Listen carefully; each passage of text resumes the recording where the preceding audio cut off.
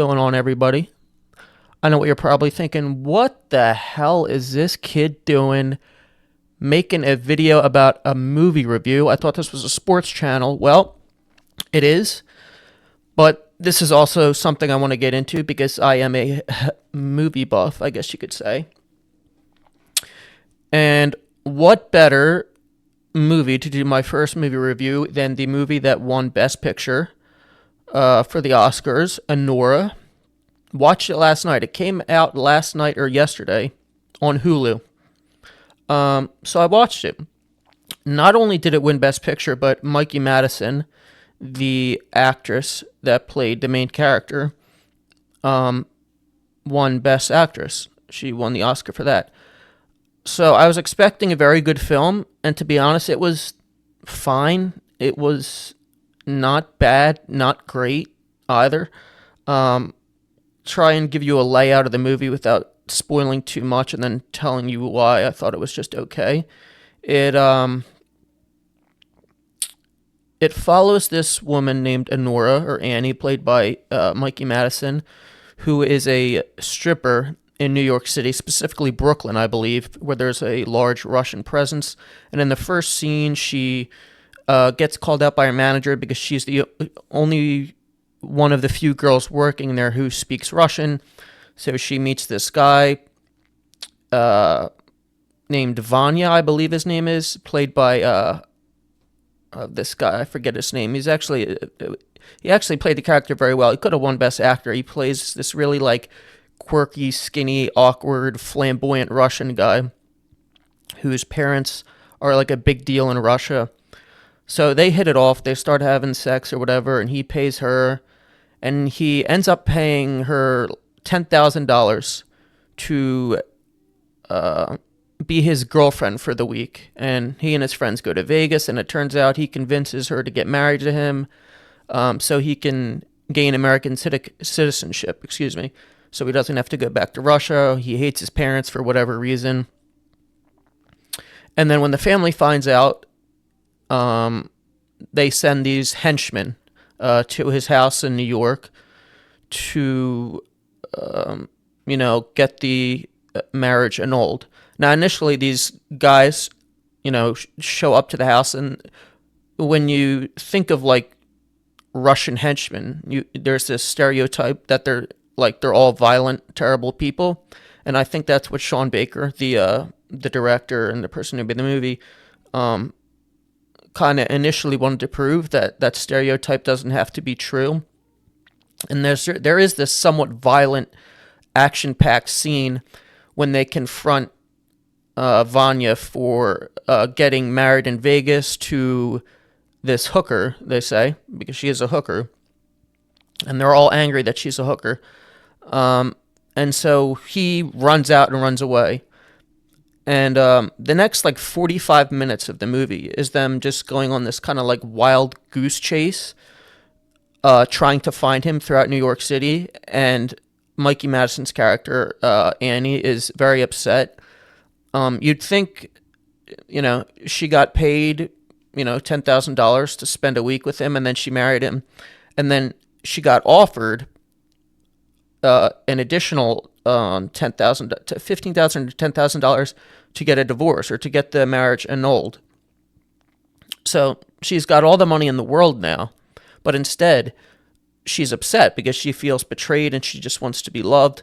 And I'll get into that later. But they go on this wild goose chase throughout New York City, trying to look for him. And you can tell they try and create this this tense atmosphere, this wild goose chase where you're anxious watching it and the anxiety's building up. But really, me personally, I didn't get that. It just kind of got boring, and it felt like the movie was just dragging along for 30 minutes more than it should have. And they eventually find him, and she's heartbroken that she has to end the marriage with him. But, this is the part that didn't make sense to me, is this movie was billed as this pro-sex worker, pro-woman scene that was going to enlighten the audience, the casual audience, on what it's really like to be a sex worker. But really, it kind of just contradicts itself, because in the end, she has all this money where she should be happy, but in the end, she just wants to be loved, but she can't because she's a hooker, and it brings great shame to his family.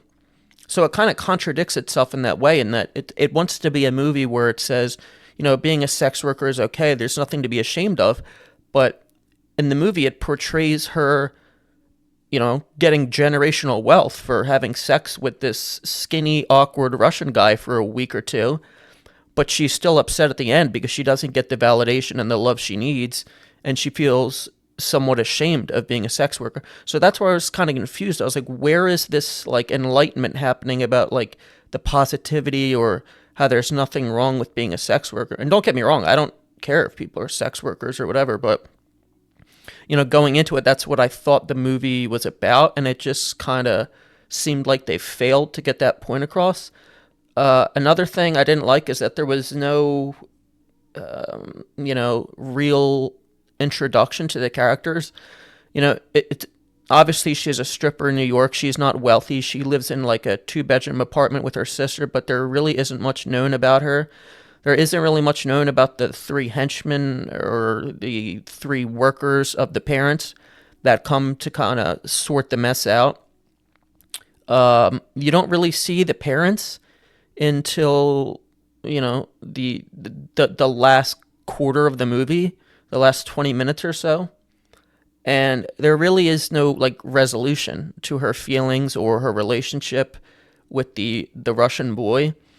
So I feel like it was an entertaining movie. It was actually funny at times, but in terms of being captivating and capturing your attention and spreading this important message, I feel like it kind of fell flat.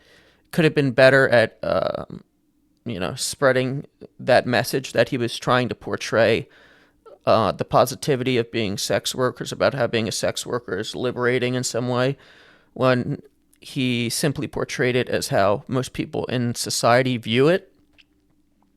And also, I would have liked to see something more interesting than them just running around New York City.